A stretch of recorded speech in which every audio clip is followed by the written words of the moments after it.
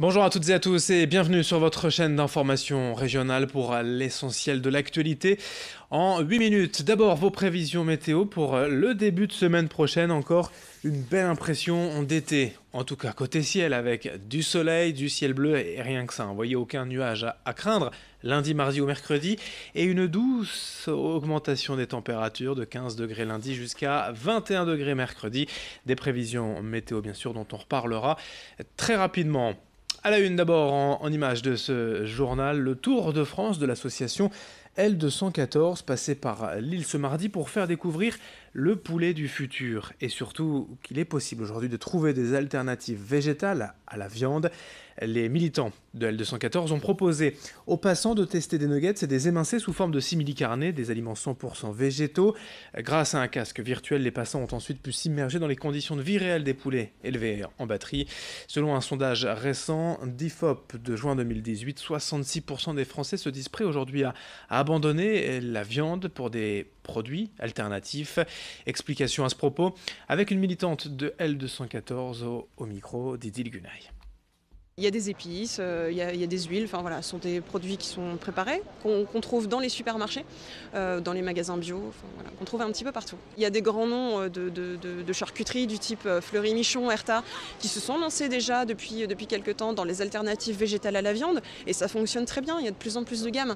Donc on aimerait que ces gammes-là soient toujours plus accessibles, plus accessibles aussi alors, en termes de moyens et de proximité.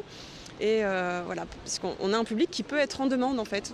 Une fois qu'on lui a fait goûter, qu'on a fait tomber les a priori, il peut se tourner vers ces alternatives beaucoup plus facilement et faire baisser le nombre incroyable de poulets qu'on élève et abat chaque année. Dans ce journal également, le portrait de l'association Helios HEI. Lille présente au Salon de l'Automobile à Paris jusqu'au 14 octobre. Les étudiants vont présenter leur modèle de véhicule solaire. Un projet né en 1994 à l'école d'ingénieurs. Une quinzaine d'étudiants s'y investissent depuis chaque année afin de mettre en pratique de manière concrète les compétences acquises durant leur formation. Leur objectif est de participer à l'European Solar Challenge en 2020, une course où il faut aller le plus loin possible en consommant le moins possible de carburant. Explication au micro de Nicolas Lebrun. On va changer de type de voiture, puisqu'avant on était plus sur des challengers, donc vraiment optimisés sur la vitesse. Et nous, on veut partir sur une nouvelle classe, donc la classe cruiser, où le principal changement, c'est qu'il y a un conducteur et un passager. Et donc là, le but, c'est pas forcément la vitesse, mais d'optimiser au mieux la consommation de l'énergie. L'énergie solaire, c'est une énergie intermittente, du coup elle n'est pas disponible tout le temps, donc on a besoin de faire en sorte de préserver au maximum l'énergie. Paris, en fait, on est juste invité mondial de l'automobile, où on retrouve toutes les grandes marques de voitures, et c'est un moyen pour nous de nous faire connaître et potentiellement trouver des futurs partenaires. Autre portrait est celui d'une histoire incroyable, un livre écrit par une jeune fille afghane d'origine, étudiante à Lille, qui a souhaité parler de sa passion pour le cyclisme, une activité, un sport interdit dans son pays sous peine d'être insulté.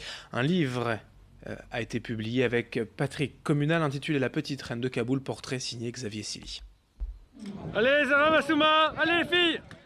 Quand elle enfourche son vélo sur les routes de France, Massouma Alizada prend de grandes inspirations.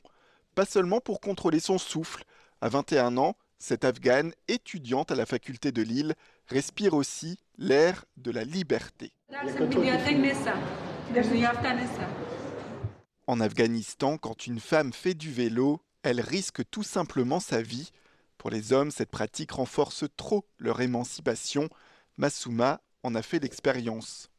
On est allé dehors de Kaboul, c'était une autre ville. C'était la première année pour moi et j'ai jamais imaginé qu'un homme va courager de faire frapper moi. Après ça, je ne dis pas à mes parents. Parce que j'étais sûre que si je dis, mes parents vont avoir peur et peut-être ils m'arrêtent de continuer. Avec Patrick Communal, un avocat né à Roubaix, la jeune étudiante a sorti un livre intitulé La petite reine de Kaboul, un ouvrage dont le titre se veut plein d'espoir aujourd'hui. Depuis que je suis arrivée en France, j'ai réalisé beaucoup de différences entre entre femmes et les hommes. En Afghanistan, tous les hommes pensent que les hommes, c'est pour les combats et les femmes doivent rester à la maison.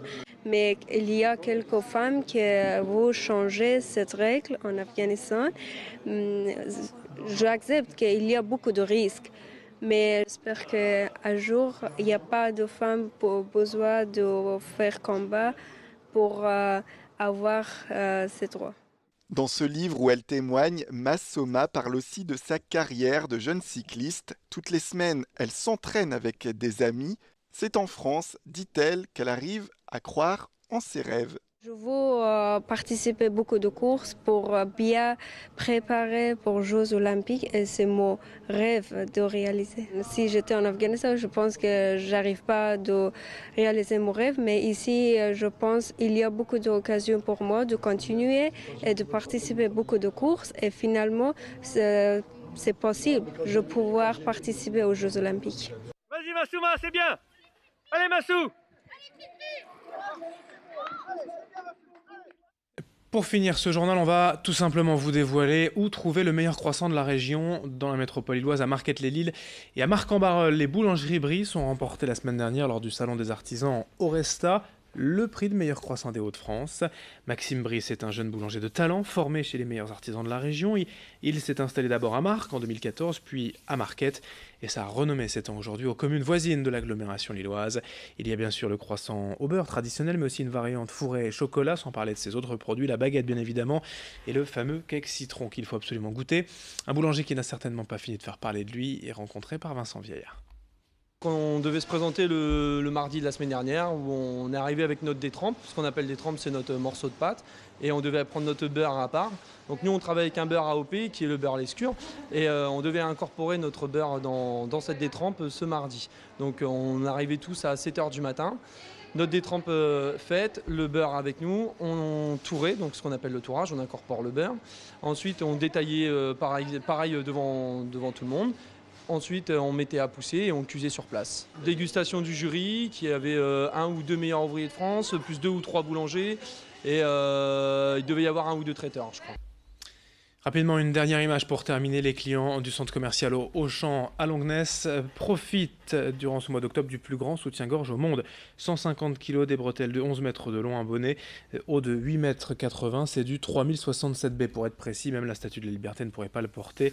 C'est bien évidemment pour le mois d'octobre rose, la sensibilisation à la lutte contre le cancer du sein et rappeler l'importance du dépistage.